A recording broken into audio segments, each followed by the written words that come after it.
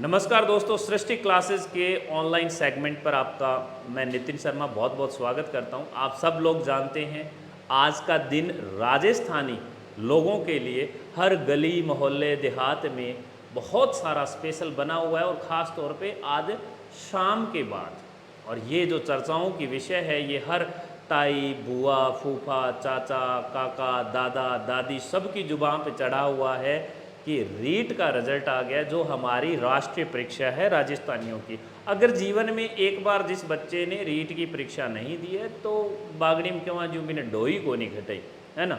तो अब हम बात करते हैं उन सभी विद्यार्थियों की, पहले तो जिनका उस पर्चे में रोल नंबर आ चुका है। उन सभी विद्यार्थियों को सृष्टि क्लासेस नौहर की तरफ से, नितिन सर और नितिन सर की पूरी टीम की तरफ से खूब सारी ढेरों शुभकामनाएं। आप इस बधाई के पात्र हैं। आपने जो 8-9 लाख विद्यार्थी थे उनमें से आप आगे आए हैं 2 गुना या 3 गुना कट ऑफ में। अब बात करते हैं दोस्तों उन सभी विद्यार्थियों की जिनका रोल नंबर नहीं मिला। जीवन में हार हमेशा होती है और उसी हार को जो अपनी ताकत बना के आगे बढ़ जाता है वो जीत में कन्वर्ट करता है उसे वक्त आने। अभी जिन बच्चों के नाम आए हुए हैं उनके परिवार वाले ठीक ढंग से खुशियां मना रहे हैं और उनको मनानी भी चाहिए, पर उस बच्चे के साथ भी न जाने कितना दर्द का तूफान उसके दिल में उठा हुआ है। जिस बच्चे ने 3 या 4 साल लग के तैयारी की और उसे लगा कि तेरा इस बार तो हो ही जाएगा, और उस बच्चे का रोल नंबर उस कागज़ में नहीं मिला। मैं ये वीडियो उन्हीं सभी बच्चों को समर्पित कर रहा हूँ जिनका रोल नंबर उस कागज़ में, उस पीडीएफ में नहीं मिला है। दोस्तों देखो, जीवन में जो सफलता होती है वो ज़रूरी नहीं है कि सरकारी नौकरी के साथ आए। आप रीट मुख्य परीक्षा में पास हो गए, कट ऑफ क्लियर कर दिया है तो ही आप सफल हैं। आपने मेहनत की है, आपके इतने सारे जज्बात, आपके इमोशंस और आपके घर वालों की इतनी सारी ताकत उसके पीछे जो लगी है, और आज आपका रोल नंबर न आने से आप उसको हार मान बैठे हैं, तो आपने उन सभी लोगों को पहले ही हरा दिया जिन लोगों ने आप पे इतना विश्वास करके आज तक यहाँ तक पहुँचाया। आपका तोहफा बनता है दोस्तों उनको जीवन में, अगर उन्होंने आपके लिए ये सपना देख रखा है कम से कम कि एक सरकारी नौकरी लग जाए, तो उन्हें सरकारी नौकरी देने का सपना, ये एक तोहफा आप अपने अभिभावक, अपने माता पिता, अपने बुजुर्गों को दे सकते हो।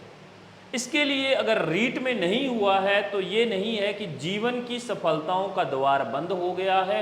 हो सकता है कि आपके जीवन की खुशियों का द्वार अभी से खुलना शुरू हुआ हो और ईश्वर ने आपको एक नया मौका और एक नया रास्ता चुनने के लिए आशीर्वाद के तौर पर रोल नंबर ना दिया हो।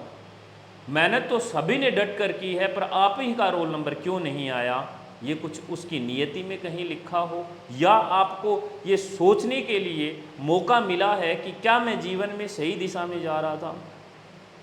हो सकता है कि आप में कोई आईएएस बैठा हो सकता है आप में कोई आरएएस बैठा हो सकता है आप में वीडियो बैठा हो सकता है आप में एलडीसी बैठा हो, साहित्यकार बैठा हो, या कुछ भी अगर हम कहें एक बहुत महान व्यक्तित्व की वो इंसान आप में बैठा हो। अब आपको सोचने की ज़रूरत है।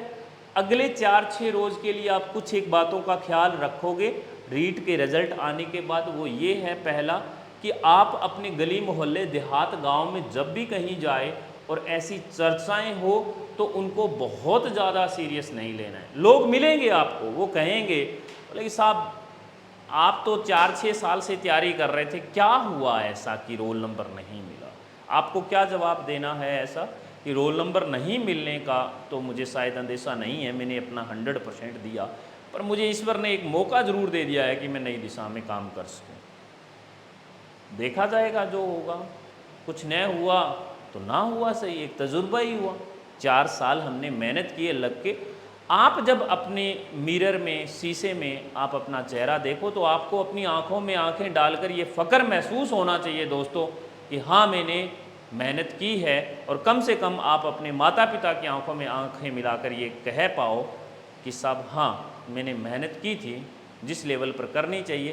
रोल नंबर नहीं मिला, इसमें नहीं आया तो ठीक है, नियति में कुछ लिखा होगा।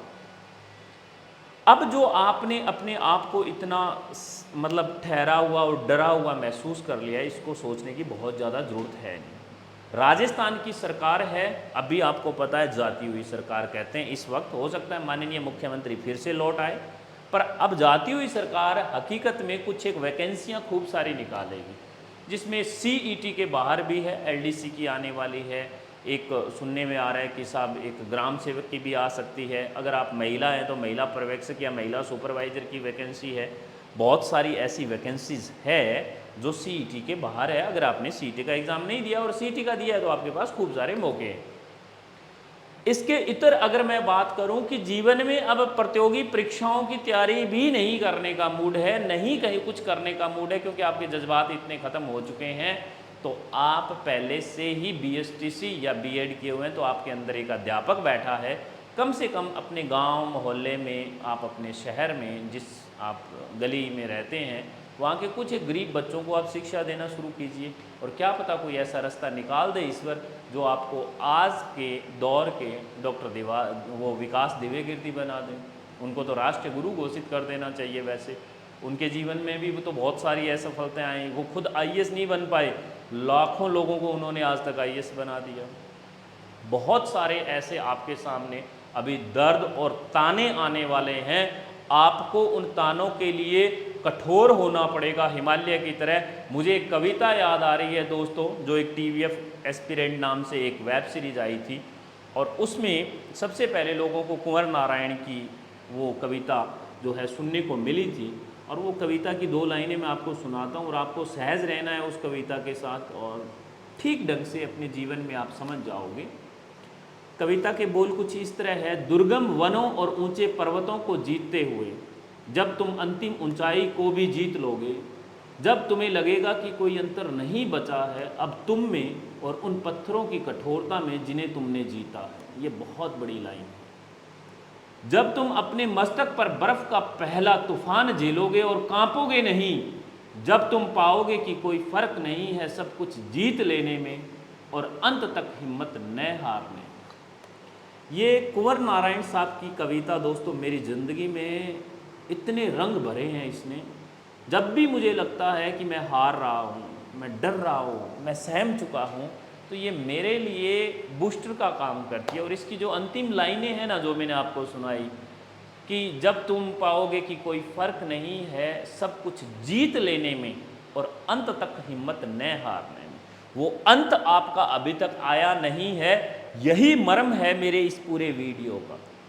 अभी हिम्मत नहीं हारनी है आपको, और एक बार फिर मेरे योद्धाओं खड़े हो जाओ, और आपको अपने सपनों को हासिल करना है, और वो अपना रास्ता चयन करो और लग जाओ।